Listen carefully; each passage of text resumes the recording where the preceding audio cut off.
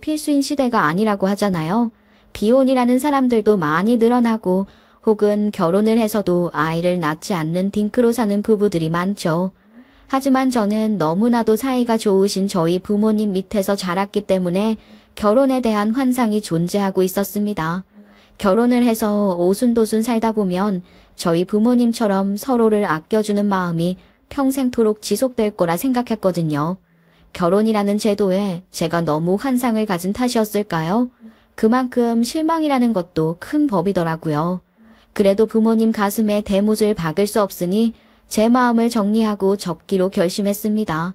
그 과정에서 일어나게 된 아주 통쾌한 이야기를 지금부터 시작해 보도록 하겠습니다. 어릴 때부터 저는 모든 가족들이 저희 가족과 같은 분위기로 살아간다 생각을 했어요. 저희 부모님, 서로를 참으로 아끼고 서로가 없으면 안 되는 존재인 것처럼 그렇게 다독이며 사시는 분들이셨거든요. 어릴 때부터 나름 가지고 싶은 것, 배우고 싶은 것이 있으면 부모님께 말씀을 드리고 저에게 꼭 필요한 것들이라면 지원을 아낌없이 해주셨어요.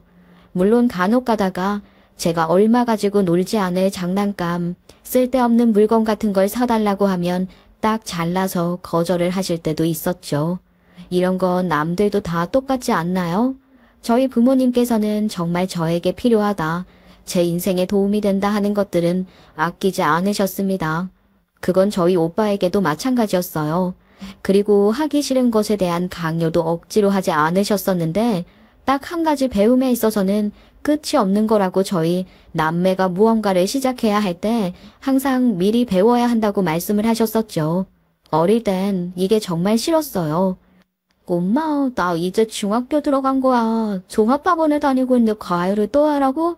이제는 주말에도 밖에 나가지 말라는 소리밖에 더 돼? 학생이 뭔 분이 뭐라고 생각하니?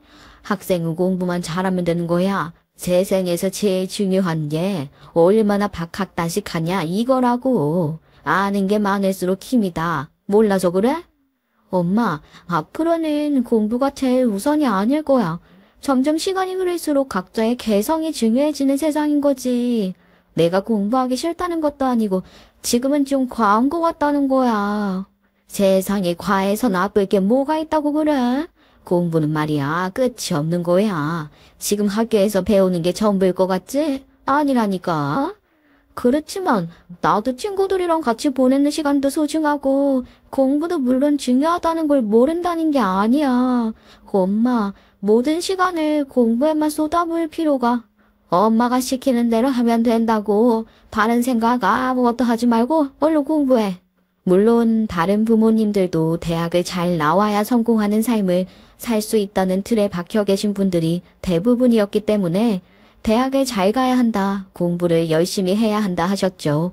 친구들도 항상 학원이 벅차고 성적이 떨어지는 것에 대한 스트레스를 많이 받는다고 고민을 토로하긴 했지만 저보다는 덜한 느낌이었어요. 그래도 친구들은 토요일, 일요일만큼은 혼자만의 시간이 주어졌고 숙제를 할 수 있는 시간이 있었으니까요. 저는 그런 것도 없었거든요. 요즘 뉴스에 나오는 학업에 목 매달고 있는 엄마들 보시면 어떤 느낌이 드세요? 요즘은 초등학교 입학하기 전부터 영어는 당연히 기본으로 할 줄 알아야 하는 거고 어릴 땐 책만 많이 읽어도 된다더니 요즘은 논술학원이니 뭐니 엄청나게 보내잖아요. 대치동 퀴즈라는 말이 예전에는 대단해 보였는데 요즘은 어느 동네든 그렇게 공부를 하지 않으면 성적을 따라갈 수 없는 게 만연한 일이라고 하더라고요. 저는 정말 그 시절이 너무 싫었습니다. 대치동에 사는 것도 아닌데 학원을 지하철로 몇 정거장이나 떨어진 곳까지 찾아다녀야 했고 아침에 7시부터 일어나서 학교에 갈 준비를 해야 하는데 학원과 자습을 마치고 집에 돌아오면 11시가 되는 것도 싫었어요. 휴대폰을 사용하는 시간까지도 엄마가 통제를 했으니 제가 얼마나 학창시절을 묶여 있었는지 아시겠죠? 정말 자유라는 게 하나도 없는 느낌이었습니다. 저희 엄마는 항상 저에게 서울대를 가야 한다고 아니면 여태까지 한 공부들은 아무짝에도 쓸모가 없는 거라고 부담을 주시곤 했어요. 저는 정말 시험 기간이 되면 매일 밤을 울면서 공부를 해야 했습니다.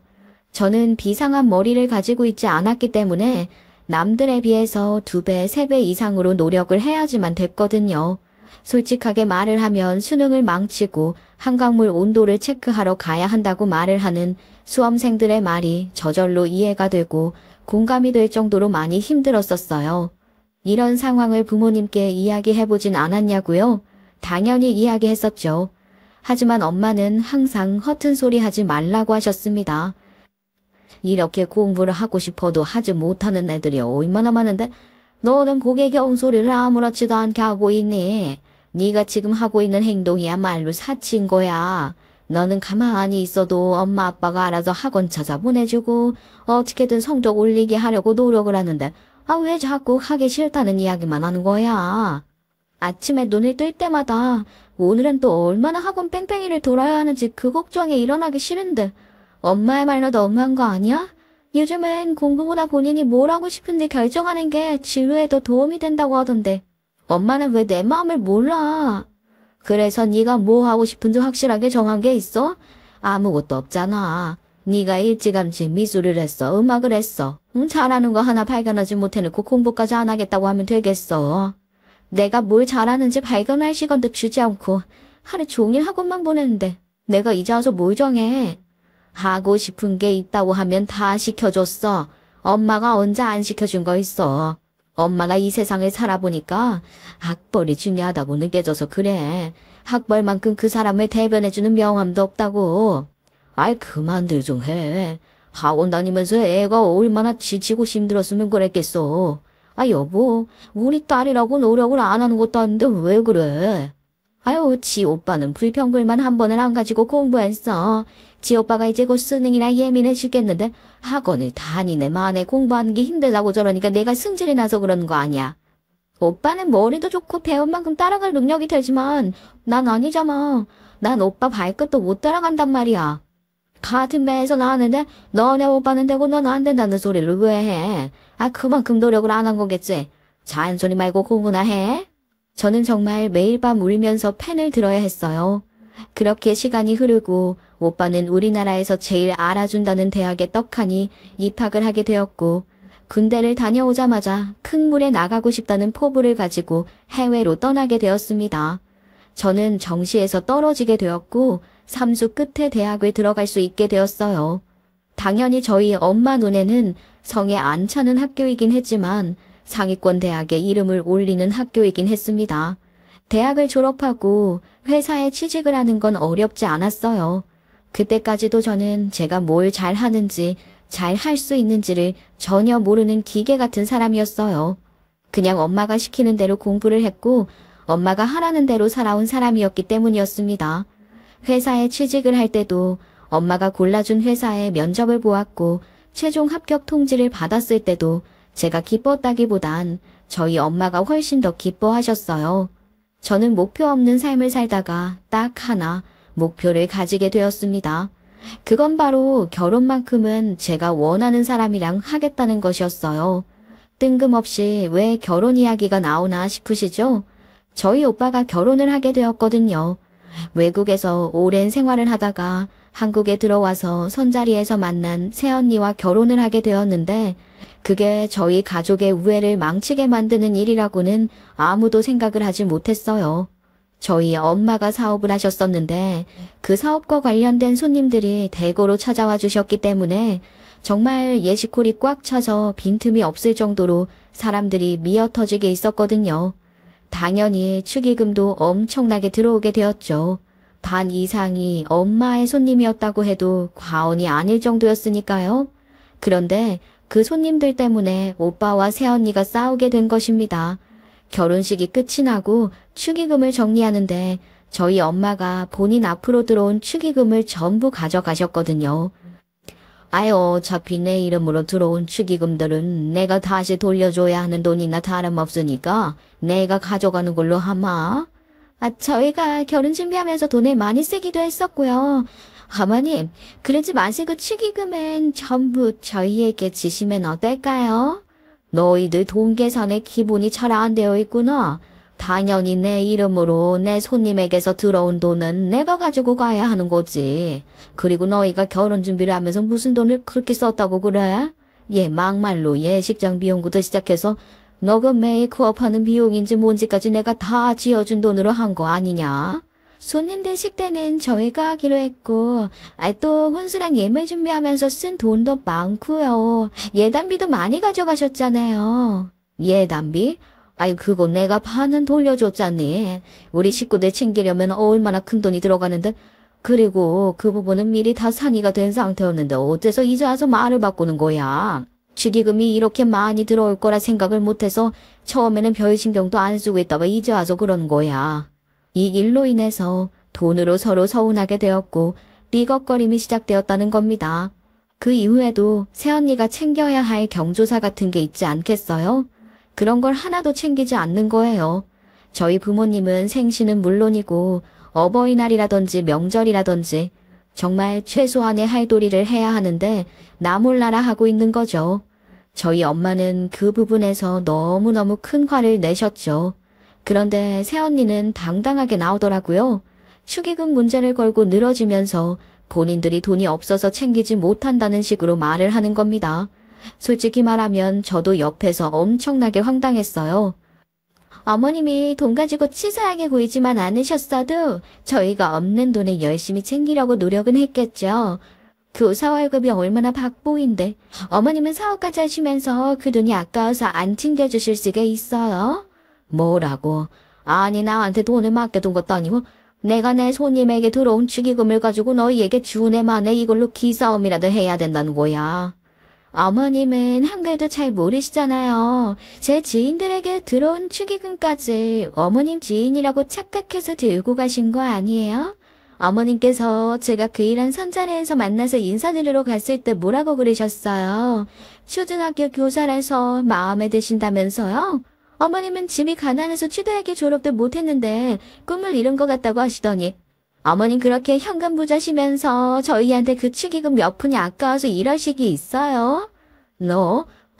지금 내가 초등학교도 못 나왔다고 무시라도 하겠다는 이야기야? 제가 언제 무시를 했다고 그러세요? 그냥 있는 말을 한 거죠. 한글 받침이 아직 어렵다면서 저한테 공부 좀 알려달라고 하셨었잖아요. 그 수업료라고 생각하고 돈 좀 주실 수도 있는 거 아니에요? 어머님, 정말 제가 더 서운해요. 새언니는 저희 엄마의 컴플렉스를 딱 건드리고 말았어요. 저희 엄마, 사실은 너무나도 찢어지게 가난한 집 첫째 딸로 태어나서 갖은 고생이란 고생은 다 하신 분이었어요. 지금의 사업장을 이끌게 된 것도 돈이 너무 없어서 어떻게든 한 푼이라도 더 벌어오겠다고 각고의 노력 끝에 일궈낸 사업이나 다름없었거든요. 어디 가서 제가 저희 엄마가 사업을 한다고 자랑을 하거나 말을 하고 다니진 않지만 늘 부족함 없이 저희에게 공부 지원을 해주셨던 것이 전부 어릴 때 공부를 제대로 하지 못해서 배움이 짧은 데서 온 컴플렉스였던 것이었어요. 그런데 그 부분을 새언니가 싹 긁어버렸으니 너 지금 내 배움이 짧다고 무시라도 하겠다는 이야기잖아. 축의금이 전부 내 손이고 맞냐고? 어머님께서 항상 어렵다고 하시니까 혹시라도 헷갈릴 수도 있으니까 하는 말이잖아요. 내가 처음 장사를 시작할 때부터 말이다. 사람 이름만큼은 정확하게 기억하고 적어놨었어. 그런데 내가 설마 온 손님들 이름을 헷갈려서 너희들에게 온 축의금까지 가져가겠어? 솔직히 어머님이 한글을 잘 모른다고 저한테 알려달라고 하셨을 때 저 정말 황당했거든요. 요즘 한글 모르는 사람이 어딨다고. 요즘은요 초등학교 입학하기 전에 한글 다 떼고 온다고요. 그런데 어머님이 그 정도도 안 된다고 하시면 수준이 한 7, 8살 때 안 된다는 말밖에 더 되겠어요? 아니 언니 지금 무슨 말을 하시는 거예요? 한글 그거 다 큰 성인들도 헷갈려서 맞춤법 틀리는 사람들도 있는데 언니 말이 너무 심하신 거 아니에요? 왜 저만 가지고 뭐라 그래요? 서운하게.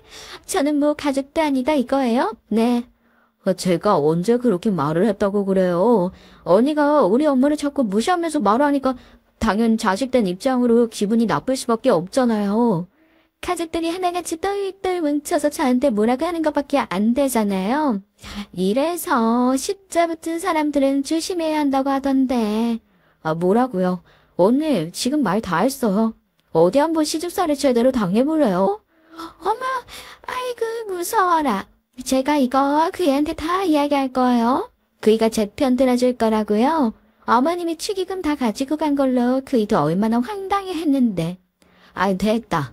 그동안 지원을 해준 게 얼만데 고작 축의금 때문에 가족들 사이에 이런 논란에 집혀. 너희들 얼굴 안 보고 살면 그만이다. 어디 배웅망덕하게 내 가방끈을 오는다면서 그런 소리를 하고 앉아있어. 너희들 2번 다시는 내 눈앞에 띄지 마. 엄마는 무척이나 화가 나셨는지 새언니에게 축객령을 내렸고 오빠와도 단판을 지으셨죠.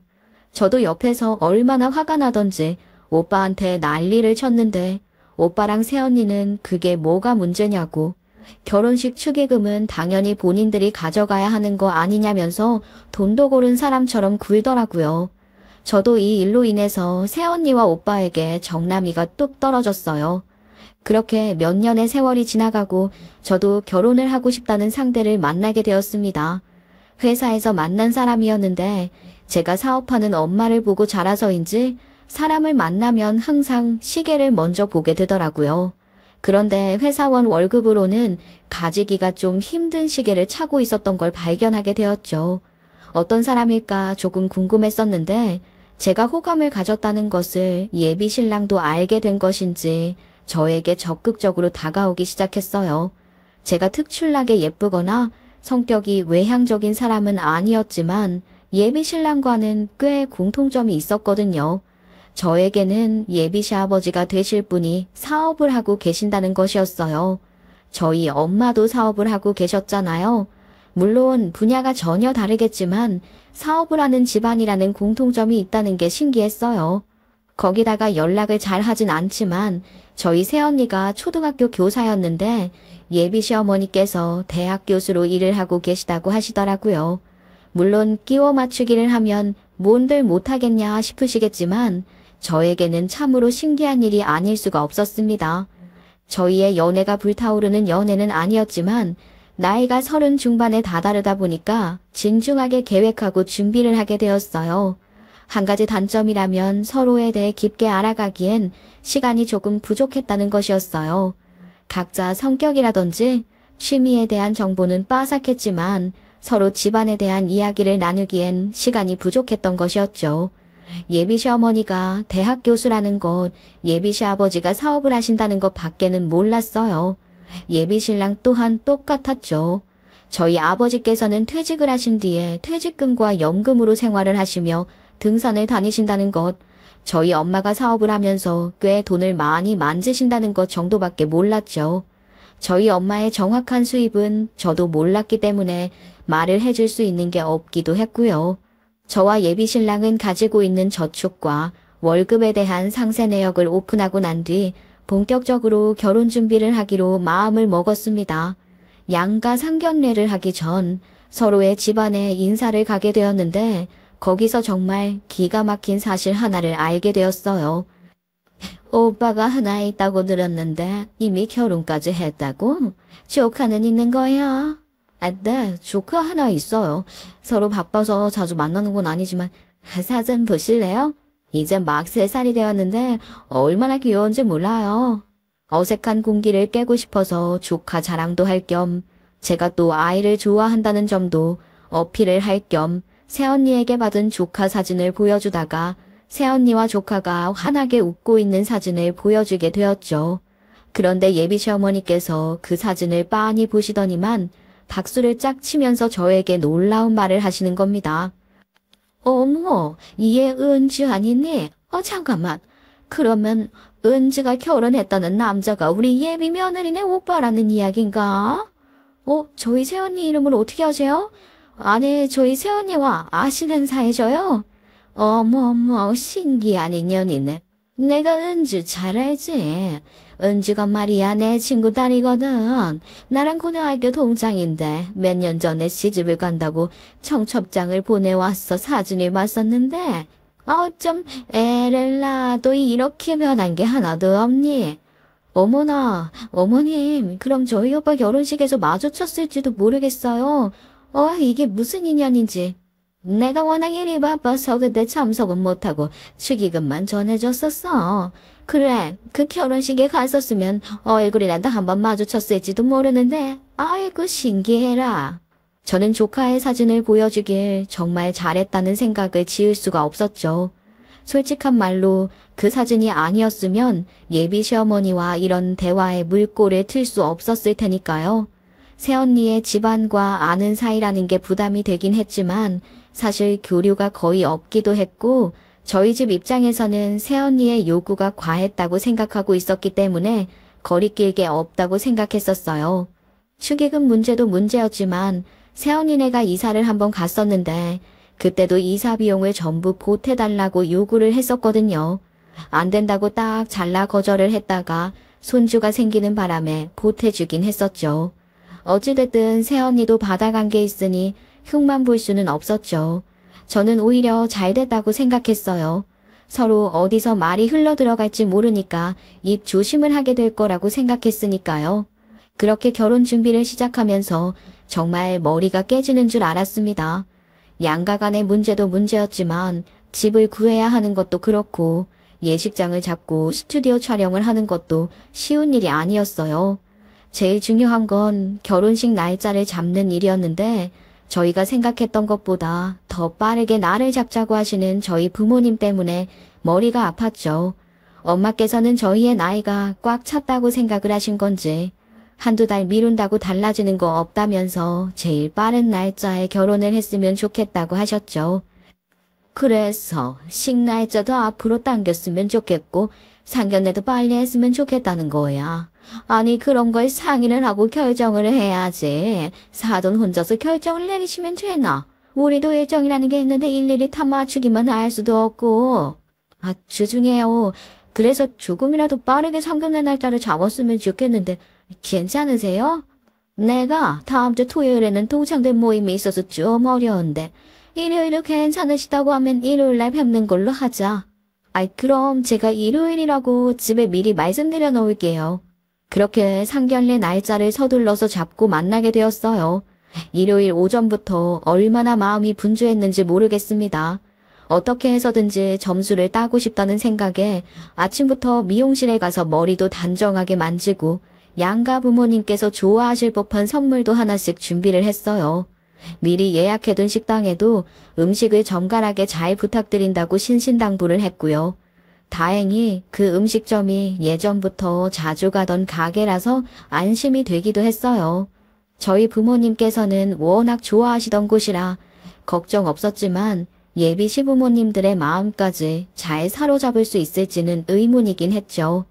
미리 가서 음식점에 자리 세팅도 해놓고 양가 부모님들과 저희 오빠네 부부가 오기를 기다렸어요. 상견례 자리에 형제들도 참석하는 거라고 하더라고요. 오빠랑 새언니가 과연 분란을 일으키지 않고 제가 원하는 대로 따라줄까 싶긴 했지만 그래도 동생이 결혼을 하는 자리에서 초를 치진 않겠지 싶었습니다. 그렇게 30분이 지나고 저희 부모님이 먼저 자리에 도착을 하셨고 곧 이어서 예비 시부모님께서도 도착을 하셨습니다. 서로 자리에서 일어나 간단하게 인사를 하고 자리에 앉았어요. 아이고 이렇게 뵙게 되어서 참으로 영광입니다. 언제 크려나 했던 우리 딸이 이렇게 시집을 가겠다고 사위감을 데리고 온 걸 보니까 참 감회가 새롭군요. 저희도 마찬가지입니다. 아직도 사춘기 시절 그 모습 그대로인 아이 같은데 아유 어느덧 본인의 가정을 이루겠다고 하니 언제 이렇게 컸나 싶고요.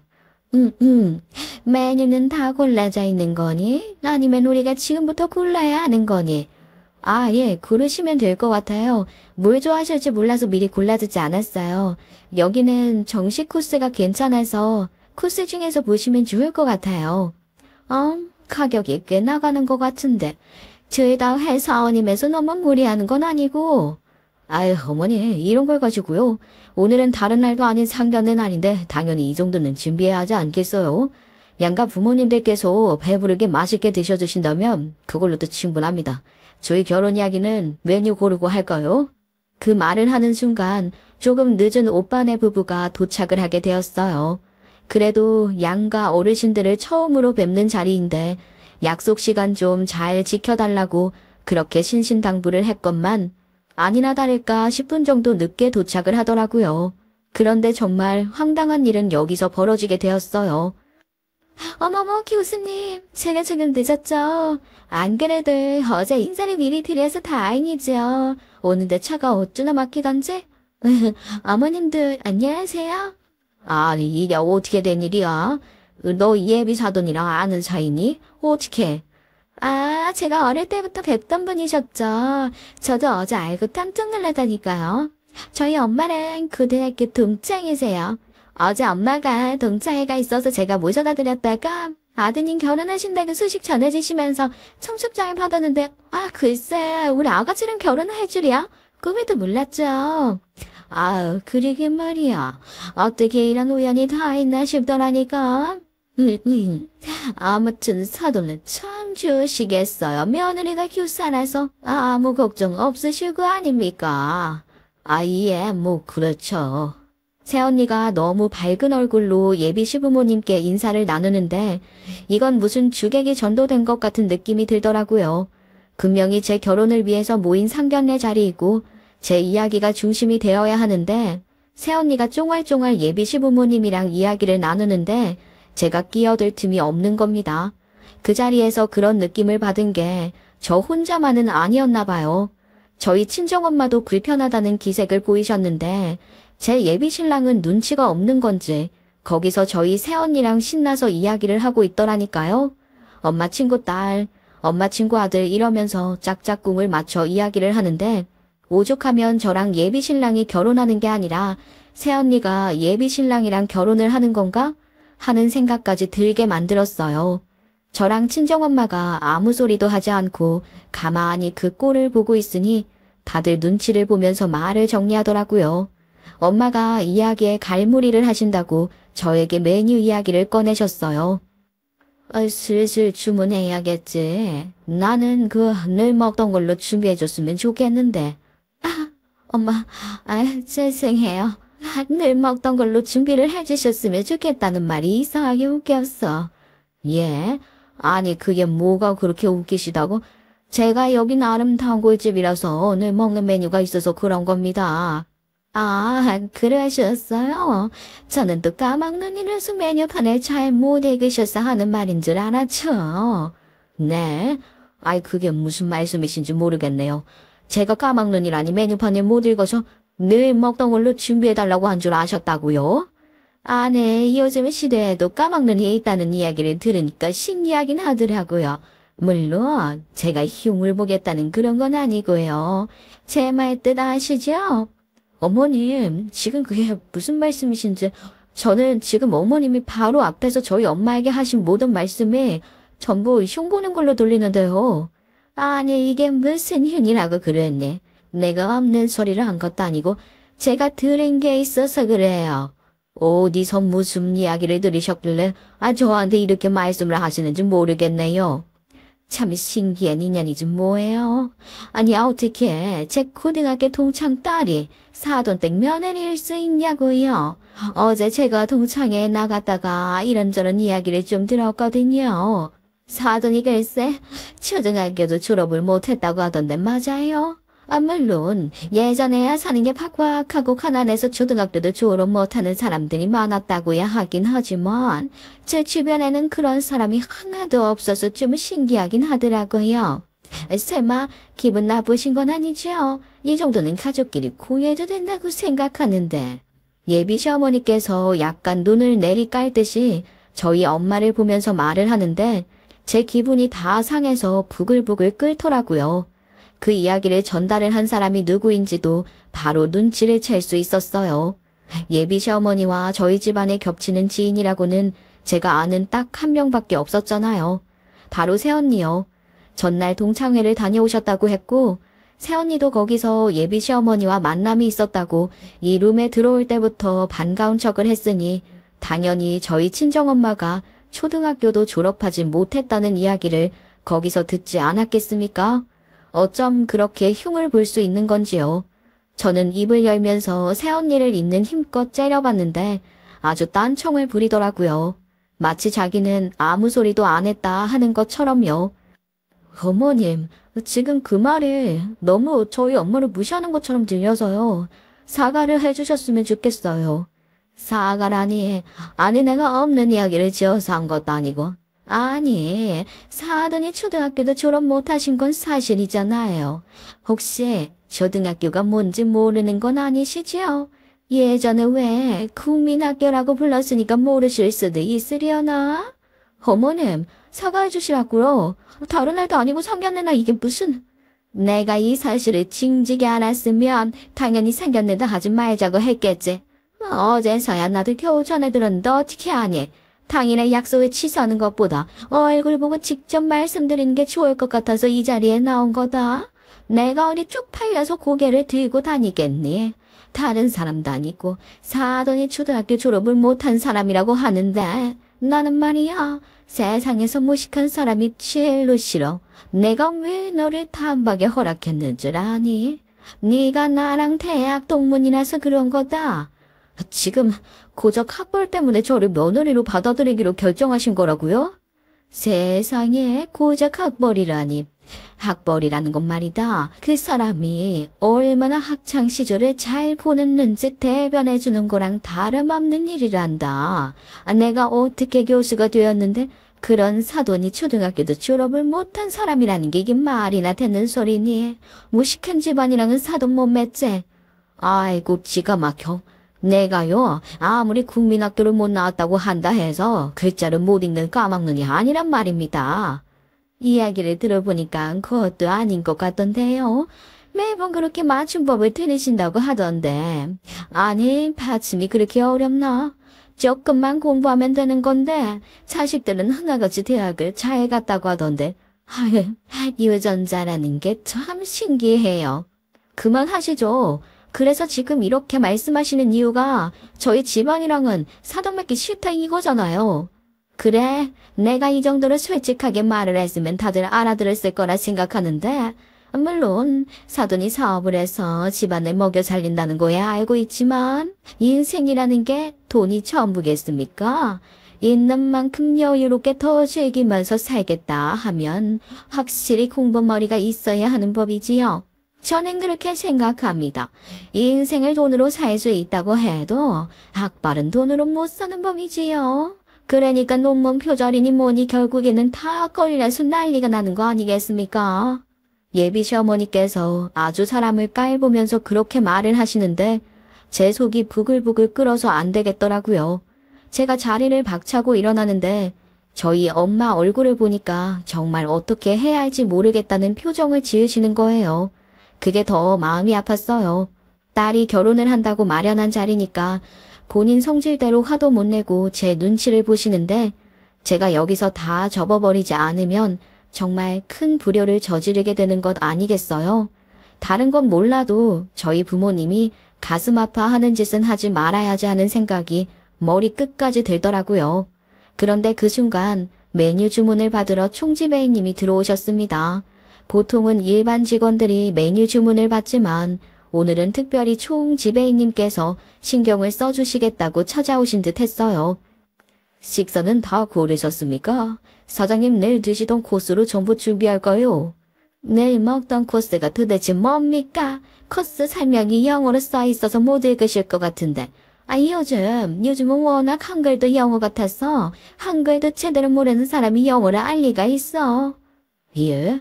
사장님께서는 메뉴를 볼 필요도 없으시지요. 드시고 싶은 음식이 있다면 저희가 미리 준비를 해두니까요. 이해. 아니, 여기가 무슨 시장터에 있는 밥집도 아니고 먹고 싶은 요리가 있으면 미리 준비를 해준다고요. 그런 특혜는 왜 이 사람이 눈입니까? 저희 사장님께서는 이 가게의 주인이나 다름없으신 분이시거든요. 무슨 소리를 하시는 겁니까? 이 식당 유명한 걸 누가 모른다고.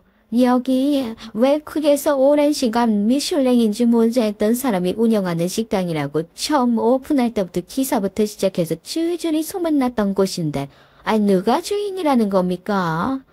물론 그렇습니다. 하지만 가게를 오픈하려면 큰 돈이 필요하지 않겠습니까? 저희 식당이 처음 문 열었을 때 제일 큰 자본을 내주신 게 사장님이십니다. 혹시 아직 사장님이 무슨 일을 하시는지 모르시나요? 저희 사장님, 제이캐시를 운영하고 계시는 큰 손 아니십니까? 어디라고요? 제이캐시라고요? 아니, 어디서 들어본 회사인데? 제이캐시면 이번에 아버지 회사에 제일 큰 자본에 투자했던 곳 아니에요?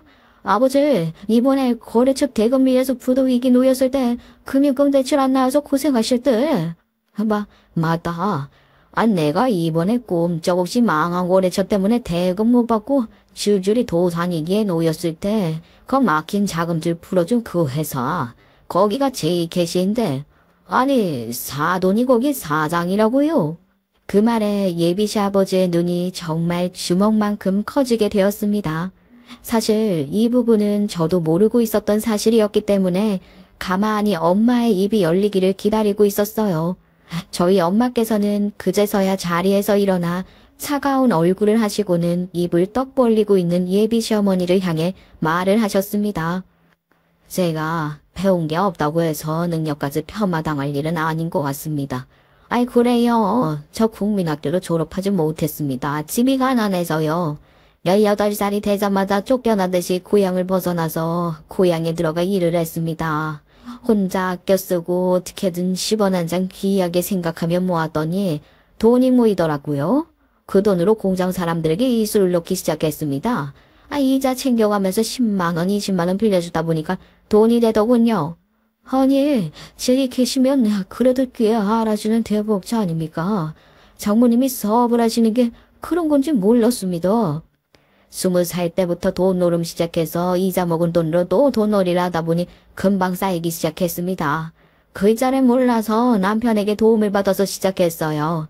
한글 공부도 열심히 했지만 그 나이 먹고 한글 모른다는 게 부끄러워서 혼자 공부하다 보니까 파침이 어렵더군요.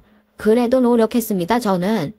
아이고, 제 사업이 줄줄이 망해간다 생각했을 때 지푸라기 잡는 심정으로 알아봤던 회사에서 톡하니 자금을 내주신다고 해서 제건 몰랐는데 아마 우리 딸은 몰랐을 겁니다. 저도 우연치 않게 알았지요. 사위 될 놈이 뭐하는 사람인지 그 범죄 이력은 없는지 몰래 조사를 좀 하다가 알게 됐어요. 우리 딸이 워낙 저에게 뭘 털어놓는 걸 싫어해서 말입니다. 걱정스러운 마음에 몰래 알아본 건 죄송합니다. 세상에 이렇게 음침할 수가. 아니 우리 아들이 무슨 범죄라도 저질렀을까봐 뒷공무니로 조사를 했던 소리밖에 더 됩니까? 정말 너무하시네요.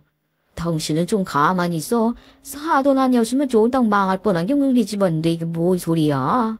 뭐라고요? 그깟 돈 때문에 지금 우리 아들을 의심해서 뒷조사를 하고 그것도 모자라 언제든 돈 가지고 지어 털고 협박을 하려고 당신 회사에 자금까지 대줬다는 소리를 하고 있는 것 같은데 이걸 그냥 고맙다고 생각하고 넘어가야 한다고요, 여보. 난 확실하게 알았어. 절대로 이 결혼은 반대야. 누가 할 소리해? 우리 딸에게 상처 주기 싫어서 하기 싫다는 공부 억지로 시키고 뭘 하고 싶어 하는 건지 제대로 알아봐주지도 않고 내가 강요하는 삶을 살게 한 것 같아서 미안한 마음에 여태 즉소리도 못하고 있었는데 아무리 생각해도 이건 아니지. 이 결혼은 나도 죽어도 아니라고. 아이고 우리도 마찬가지라고요.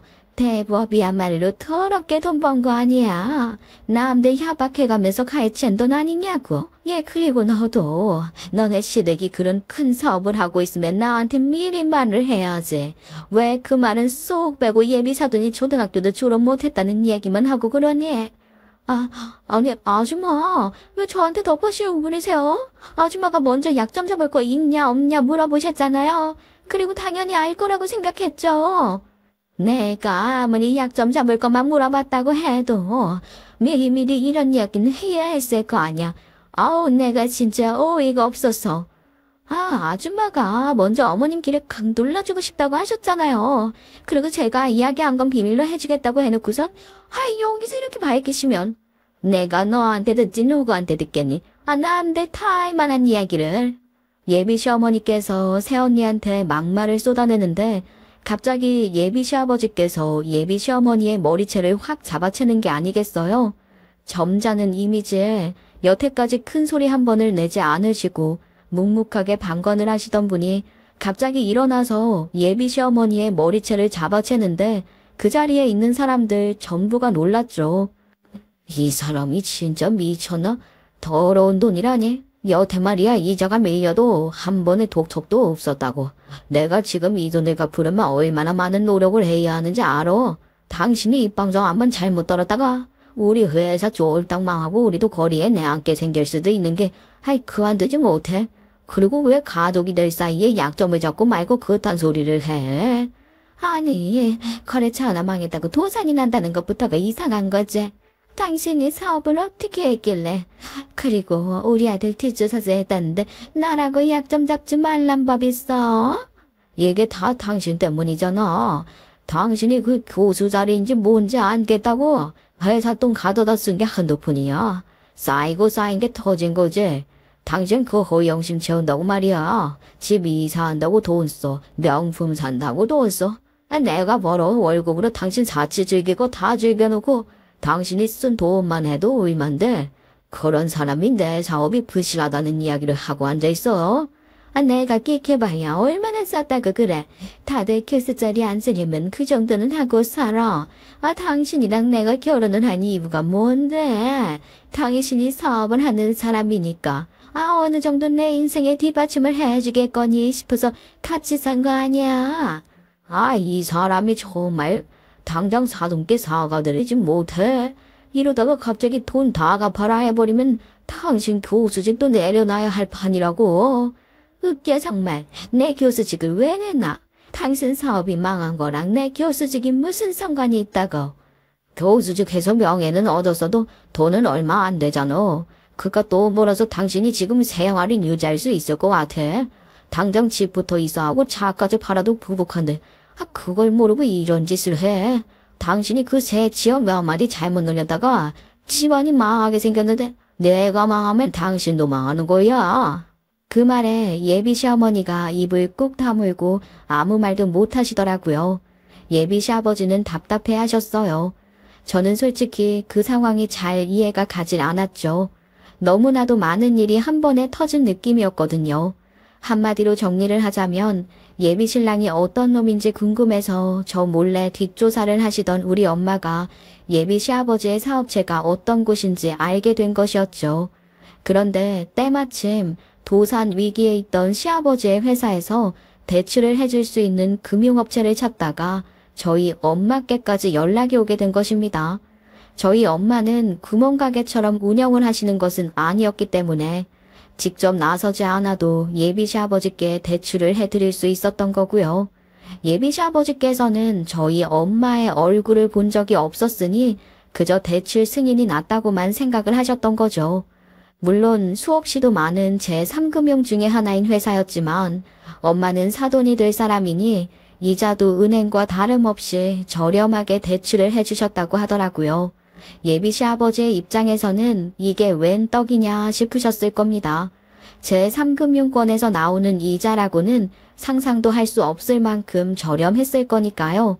그러니 예비 시어머니께서 저렇게 뭣도 모르고 저희 엄마를 무시하면서 더러운 돈이니 뭐니 하는 말에 식겁할 수밖에 없었을 겁니다. 오죽하면 그 입을 막기 위해 예비 시어머니의 머리채까지 잡았겠어요? 어떻게 내 머리를 잡을 수가 있어? 이거 미용실 가서 몇 시간을 번진 머리인데 당신 이거 내가 공로나 하면 아주 큰 문제가 될 일인 건 몰라서 그래. 당신은 그 주둥아리 때문에 집안이 쫄딱 망하는 것보다 당연히 낫지. 어떻게 사람이 교수식이나 되어서는 그렇게 생각 없이 살 수가 있는지 궁금하다 궁금해. 당신이 지금 나한테 생각 없이 사는 사람이라고 말을 한 거야? 언제는 나처럼 똑똑한 마누라 얻어서 행복하고 기쁘다며. 당신이 이런 식으로 행동을 하고 다니는지 내가 몰랐으니까 한 말이지. 당신 말이야 정신 차려. 당신이 대학 교수면 교수지 무슨 대통령이라도 되는 줄 알아? 당신이야말로 언제든지 잘릴 수 있는 교수직인 거라고. 그 허영심만 가득 들고 있을 게 아니라. 내가 뭘 어쨌다고 자꾸 나한테 그러는 거야. 예비 시어머니가 억울하다는 듯이 이야기를 하는데 예비 시아버지께서는 예비 시어머니께 계속해서 사과를 하라고 닥달을 하셨어요. 아무래도 예비 시아버지 입장에서는 곤란하셨겠죠. 수틀리는 마음에 저희 엄마가 이자를 올리겠다, 아니면 당장 돈을 갚아라 해버리면 망할 위기에 놓인 것과 다름없었으니까요. 당신 빨리 나서서 사과를 하라니까. 당신이 지금 우리 가족을 다 죽이는 짓을 하고 있는 거라고. 왜? 아우, 내 잘못인 것처럼. 그래요. 제가 잘 알아보지도 못하고 따먹는 애 국민학교 대출은 못한 사람이라 무시한 것은 참으로 잘못된 행동이었습니다. 그렇게 억지로 사과를 하는 거를 누가 받고 싶겠습니까? 아유, 됐습니다. 어차피 무식한 지방과는 자동 못 맺는다 한 건 그쪽 아니었습니까? 지금 와서 제가 학벌로 어디 가서 살 수 있는 것도 아니고, 아니면 제가 대학을 졸업할 때까지 애를 결혼시키지 말고 기다리라고 할까요? 아니, 뭐 그렇게까지 피약을 하고 그러시는지 모르겠네요. 제가 사과드린다 하지 않습니까? 제가 앞뒤 생각 없이 너무 과하게 이야기를 한 것 같습니다. 죄송합니다. 지금 와서 사과는 너무 늦은 것 같아요. 저도요, 저희 엄마 가슴에 대못을 박아가면서까지 결혼하고 싶은 마음 없습니다. 거기다가 이 사람 열렬히 사랑하고 없으면 죽을 것 같아서 결혼하는 것도 아니었어요. 뭐야? 아니, 지금 우리 아들이 사랑하지도 않으면서 결혼을 하겠다고 한 거야? 사랑하지 않는 건 아니죠. 단지 열렬하게 사랑했었던 게 아니라고요. 이 사람이라면 내 인생을 맡겨도 믿음직스럽겠다 싶었던 거죠. 성격도 잘 맞고 취미도 비슷하니 평생의 동반자라고 생각했던 거예요. 그런데 제가 저희 집안에 이렇게 무시하는 사람들에게 빌빌거리며 결혼을 하고 싶은 마음도 없어요. 저기요. 그러면 지금 파혼을 하자는 이유기요? 그 이야기는 내가 먼저 꺼낸 게 아니라 당신네 집안 쪽에서 먼저 꺼낸 것 같은데? 이런 소리를 듣고도 결혼을 하겠다는 건 미친 소리지. 난 그만할래. 갑자기 이러는 법이 어딨어. 우리 대화도 아직 시작도 못했는데. 지금부터 서로 사과하고 차근차근 풀어나가면 되는 거 아니야? 무슨 그런 말 같지도 않은 소리를 하는 거야. 대화로 풀긴 늦었지. 이미 주워 담을 수 없는 말을 실컷 해놓고 이제 와서 대화로 풀자고? 내가 드이신이니? 무슨 그렇게까지 비역을 하고 그래. 저기요, 나 저기 없으면 안 되는 거 잘 알면서 우리 결혼이 이렇게 모자르듯이 쉽게 잘리는 거였어. 아니, 이렇게 만든 게 누구네 그런 소리를 해. 여태까지 우리 엄마가 모욕을 당할 동안 찍소리 한 번을 안 해놓고 뭐가 어쩌고 어째? 비약을 해. 어른들이 말씀하시는데 우리가 끼어드는 건 아닌 것 같아서 내가 입 다물고 있었던 거지. 그거야말로 정말 비겁한 변명이다. 당신이 이렇게 비겁한 사람인 줄 몰랐네. 지금이라도 알게 되어서 참 다행이라고 생각해. 당신같이 비열한 사람이랑은 결혼 못해. 자기 유리할 땐 입 꼭 다물고 있다가 이제 와서 무슨 파혼이냐고? 야, 네가 나랑 정말 결혼을 하고 싶은 생각이 있었으면 니네 엄마 입단속부터 시켰어야지. 어머머, 니네 엄마? 야, 너 아주 막 날아자는 거야? 어차피 남인데 니네 엄마지. 그럼 제가 여기서 어머님 하면서 아양이라도 떨어야 돼요? 진짜 기가 막혀. 됐어, 결혼 안 해. 내가 우리 부모님 가슴에 못 박아가면서 너 같은 놈이랑 왜 결혼을 해? 안 봐도 내 인생이 뻔히 보이는데 결혼 안 한다고? 이걸 어떻게 알고 해요, 엄마 아버지? 제가 그 말을 끝으로 울부짖는 예비 신랑네 가족들을 무시하고 저희 부모님을 챙겨서 자리에서 나오게 되었죠. 그리고는 식당 밖으로 나오자마자 열이 받아서 새언니한테 전화를 걸었습니다. 당연히 제 전화를 받지 않더라고요. 이 사달을 만들어 놓고 아무것도 모르는 척 무시를 하는 새언니에게 머리끝까지 화가 난 것은 저 혼자만이 아니었습니다. 그날 이후 잘못했다고 비는 예비 신랑의 전화를 차단해버렸어요. 아무리 그래도 저희 부모님 가슴에 대못을 박으면서까지 결혼을 하고 싶은 상대는 아니었거든요. 저희 엄마는 바로 예비시댁이었던 그 집에 빌려주었던 돈을 갚으라고 추심에 들어갔대요. 원래 갚아야 할 기간과 금액이 정해져 있잖아요. 그런데 한 번, 두 번 미뤘을 때 엄마가 별소리를 안 하고 편하신 대로 갚을 수 있게 배려를 해주었더니 이자만 갚고 원금은 나 몰라라 하고 있었나 봐요. 이제 남이 되었는데 굳이 봐줄 필요가 뭐가 있겠냐고 칼같이 돈 내놓으라고 한 거죠. 회사가 잘 돌아가고 있었으면 몰라도 한번 기울어진 회사가 얼마나 회복이 가능했겠어요? 갑자기 돈줄까지 틀어막혀지니 점점 가세가 기울기 시작했겠죠. 하지만 복수를 거기서만 해서야 되겠어요? 이 일을 시발점을 만든 새언니에게도 당연히 했죠. 그날 그렇게 파혼이 결정나고 난 다음 날 저희 부모님께서는 분을 삭히지 못하시고 오빠네 집으로 쳐들어가셨죠. 새언니는 전날 상견례 자리에서 오빠랑 같이 슬쩍 도망을 쳤거든요. 일이 이렇게 될 거라고는 생각을 못한 건지 아주 바보 같은 짓을 한 거죠.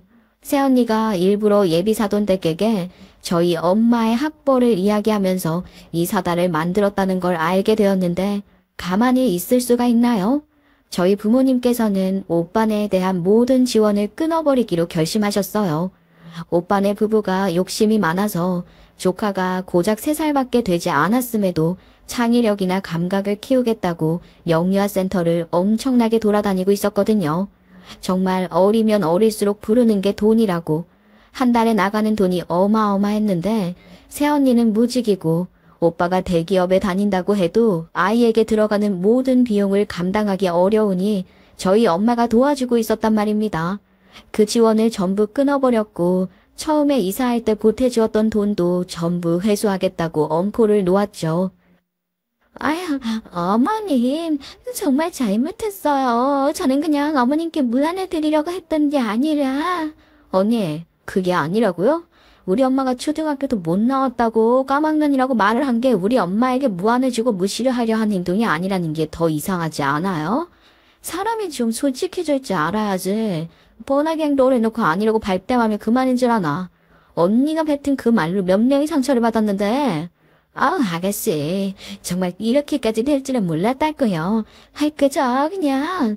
이렇게 될 줄 몰랐다고 하면 언니 지능에도 문제가 있는 거라고 생각해요. 우리 엄마한테 까막눈이라고 말을 할 게 아니었다고. 그 말에 오빠도 새언니도 아무 말도 못했죠. 평소에 연락도 잘하지 않던 오빠네 부부는 그 이후 돈이 부족해서인지 뻔질나게 찾아와서 효도하는 척했지만 저희 부모님은 받아주지 않으셨어요. 저 같아도 안 보고 사는 게 마음 편안하다고 생각했을 것 같고요. 아무튼 그 이후 저는 여전히 솔로로 지내고 있습니다.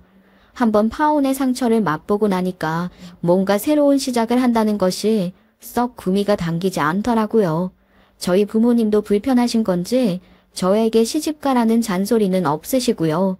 이대로 살다가 정말 괜찮은 사람이 생긴다 하면 그때 해도 늦지 않을 것 같아요. 오빠네 부부가 사는 것만 봐도 결혼이 인생의 전부는 아닌 것 같더라고요. 제 능력 먼저 키워서 어떻게든 자립하는 게 먼저라고 생각하고요. 정말 황당한 파혼 이야기죠. 고작 이런 문제로 이렇게까지 일이 생기게 될 줄은 몰랐습니다. 제 이야기 끝까지 들어주신 여러분들께 진심으로 감사 인사 전하면서 제 이야기는 마치도록 할게요. 감사합니다.